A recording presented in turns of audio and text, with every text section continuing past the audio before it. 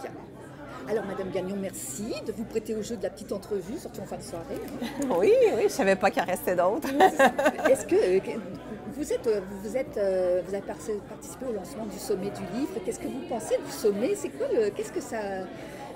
qu'est-ce que vous avez comme idée de ça porte quoi dans le milieu des affaires?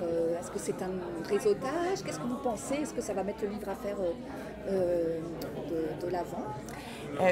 Le sommet du livre, je pense que c'est une excellente idée. C'est la première fois vraiment que je suis exposée à ça. Je ne connaissais pas ça très bien avant. Mais pour avoir travaillé dans les grandes organisations, il y a beaucoup de gens qui font beaucoup de lectures, mais on fait beaucoup de lectures en anglais. Et là, ça nous ouvre la porte à d'autres auteurs, peut-être, qu'on découvre. Fait que je trouve que c'est une excellente idée, une belle initiative. Et votre livre, alors l'intuition, carte maîtresse. Oui. Alors vous avez eu une intuition à un moment donné qui vous a dit vous devez écrire un livre sur ce sujet-là. Comment c'est venu cette idée-là? L'idée d'écrire le livre vient en fait de mon mémoire de maîtrise. J'ai complété il y a quelques années, il n'y a pas très longtemps en fait, mes cours de maîtrise en management à HEC Montréal. Et ce qui me passionnait, ce qui m'intéressait vraiment, c'est de comprendre comment les leaders exercent leur influence.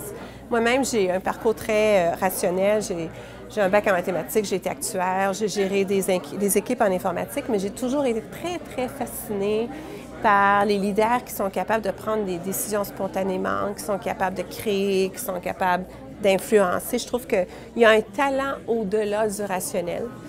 Et donc, lorsque j'ai décidé de faire mon mémoire de maîtrise, c'est venu naturellement. Je me suis dit, il faut que j'en apprenne plus là-dessus.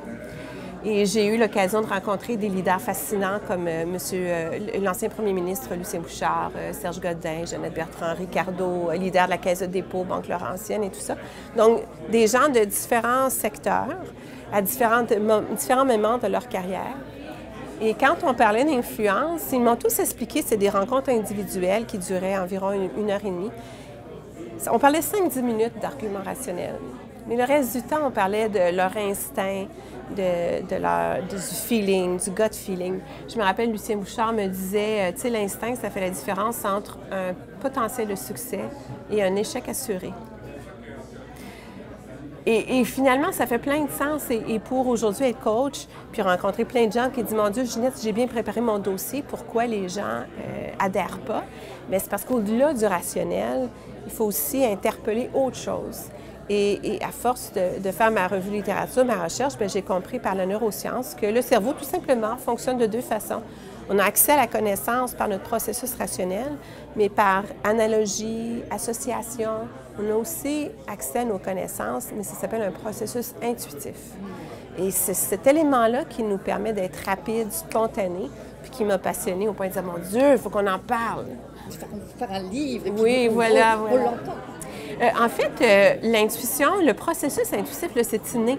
Quand on y pense, l'être humain là, a développé le processus rationnel justement depuis qu'on est capable de mettre des mots pour expliquer notre pensée. Avant ça, le cerveau n'était qu'intuitif. Maintenant, on amalgame les deux.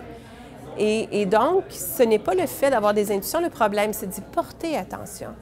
Et c'est la question de porter attention qui peut se développer. Comment on fait pour mieux être à l'écoute, puis avec discernement, choisir entre ce qui fait plus de sens, ce que la raison nous inspire ou ce que l'intuition nous inspire. Parce qu'à la fin de la journée, la raison peut se tromper, l'intuition aussi, mais c'est peut-être en utilisant les deux qu'on va chercher le meilleur de nos connaissances.